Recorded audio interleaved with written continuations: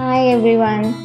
ఇవాళ మనం మునక్కాయ కర్రీ ఎలా చేసుకుందాం చూద్దాము. అదే అండి, మన డ్రమ్ స్టిక్ మసాలా కర్రీ చాలా టేస్టీగా ఉంటుంది. ముందుగా కడాయి పెట్టుకుని 3 టేబుల్ స్పూన్స్ పల్లీలు వేసుకుని కొంచెం బాగా వేగే వరకు చేసుకుందామండి. అవి కొంచెం వేగేలోపు ఇలాగ ధనియాలు కూడా ఒక 2 స్పూన్లు వేసి అటు ఇటు కొంచెం మరీ వేసుకొని కొంచెం వేగే వరకు ఉంచుకుని ఇవి ఇప్పుడు మనం ఒక మిక్సింగ్ జార్లోకి కొంచెం బాగా వేగిన తర్వాత ఒక మిక్సింగ్ జార్లోకి తీసుకుని కొంచెం చల్లారాక దాన్ని గట్టిగా మెత్తగా పౌడర్ చేసుకున్నాము. ఈలోగా మళ్ళీ బోని పెట్టుకుని దాంట్లో కొంచెం ఆయిల్ వేసి కొంచెం ఉల్లిపాయ ముక్కలు సన్నగా తరుపున 2 ఉల్లిపాయలు, అలాగే ముందుగా తరుపుకున్న టమాటో,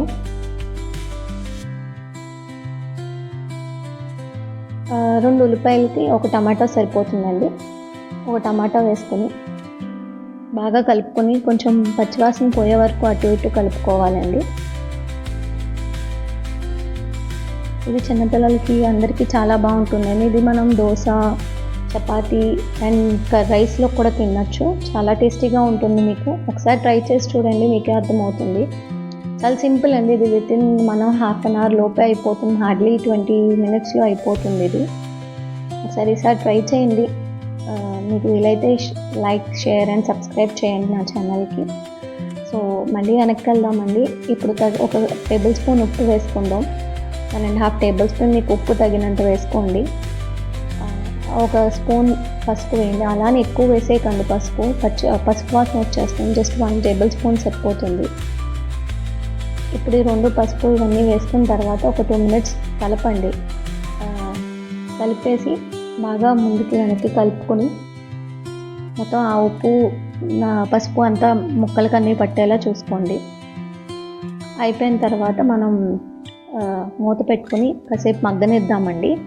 ఒక హార్డ్లీ 5 to 10 మినిట్స్ పడుతుంది మగ్గడానికి. బాగా సాఫ్ట్గా అయ్యే వరకు చూసుకుందాం. ఒకసారి ఉల్లిపాయ అన్నీ కూడా మనకి మంచిగా సాఫ్ట్గా అయిపోయిన తర్వాత ఒకసారి టెస్ట్ చేసుకోండి మెత్తగా అయిందా లేదా అని.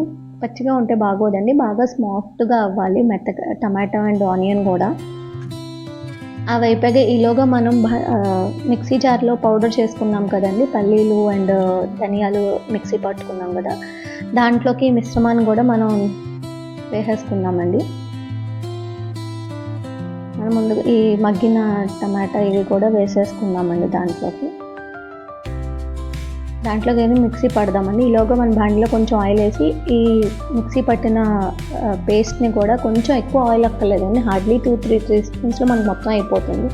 కొంచెం ఈ పేస్ట్ అంతా వేసుకుని ఒక్కసారి మళ్ళీ నూనెలో మగ్గనిద్దామండి. ఎందుకంటే కొంచెం ఏదైనా లైట్గా పచ్చున్నా ఏదైనా అన్నీ పోతాయి అండ్ ఈక్వల్గా మనకి ఇంగ్రీడియంట్స్.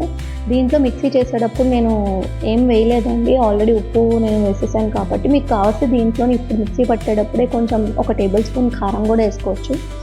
లేదు అంటే నేను ఇక్కడ మొత్తం అది కొంచెం ఆయిల్ వేసిన తర్వాత బాగా ఒక 2-3 మినిట్స్ సాట్ అయ్యే వరకు ఉంచానండి. అప్పుడు ఒక టేబుల్ స్పూన్ కారం వేసుకున్నానండి. అట్ ద సేమ్ టైం ఒక టేబుల్ స్పూన్ మన ధనియాల పౌడర్ కూడా ఉంటే వేసుకోండి. కొంచెం టేస్ట్ ఎన్హాన్స్ అవుతుంది. ఇంకాను నేను వేసానండి ఒక టేబుల్ స్పూన్. ఇది వేసుకుని కొంచెం వాటర్ వేసుకుని మనం బాగా కలుపుకొని ఈలోగా మనం ములక్కాళ్ళన్నీ ఉడికించుకోవాలండి. కొంచెం ఉప్పు వేసుకుని, ఎక్కువ వద్దండి, మనకు కావాల్సింది కొంచెం ఉప్పు వేసి ఉడికించిన ములక్కాళ్ళు కూడా ఈ గ్రేవీలో వేసేసి మొత్తం అంతా కలిపి ఒక 2 మినిట్స్ మనం బాయిల్ చేద్దామండి. సో ములక్కాడకు కూడా ఇదంతా కర్రీ అంతా బాగా పట్టి మీకు మంచి ఇంకా టేస్ట్ బాగుంటుంది. సో ఇప్పుడు ఒక 5 మినిట్స్ మనం ఒక 2-3 మినిట్స్ బాయిల్ అవ్వాలి కదండి. లోపల కుక్ అయ్యే వరకు ఒక 2-3 మినిట్స్ లిడ్ పెట్టి ఉంచుతాము. వన్స్ అది అయిపోయిన తర్వాత మీరు కొంచెం సన్నంగా చాప్ చేసుకున్న కొత్తిమీర, అట్ ద సేమ్ టైం మనకి కసూరి మేతి అనే అవైలబిలిటీలో ఉంటుందండి. అది వేసుకున్నా బాగుంటుంది, వేసుకోకపోయినా బాగానే ఉంటుంది. కానీ దొరికినంత మాత్రం చూడండి. కొంచెం కసూరి మేతి కూడా చేతితో ఇలాగా స్మాష్ చేసేసి అది కూడా కొంచెం వేసుకుందాము. నేను ఇక్కడ కొత్తిమీర, కసూరి మేతి 2 వేసానండి. ఒక టేబుల్ స్పూన్ కసూరి మేతి కూడా వేసాను. అంతా కలుపుకొని మనకంతా కుక్ అయిపోయింది కాబట్టి మనం సర్వ్ చేసేసుకోవడమే. ఇది చపాతీ, రోటీ దేనికైనా చాలా చాలా టేస్టీగా ఉంటుందండి. ఒకసారి మీరు కూడా ట్రై చేసి చూడండి. కుదిరితే లైక్, షేర్ అండ్ సబ్స్క్రైబ్ చేయండి నా ఛానల్కి. చాలా థ్యాంక్స్ అండి. ఒకసారి ట్రై చేసి మీకు మీ విలువైన అభిప్రాయాన్ని కామెంట్స్లో తెలపండి. Thank you.